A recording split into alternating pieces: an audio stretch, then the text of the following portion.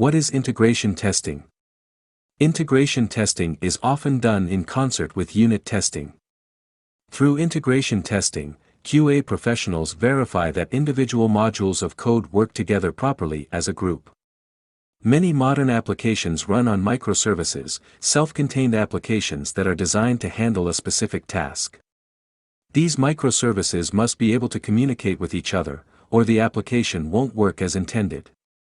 Through integration testing, testers ensure these components operate and communicate together seamlessly.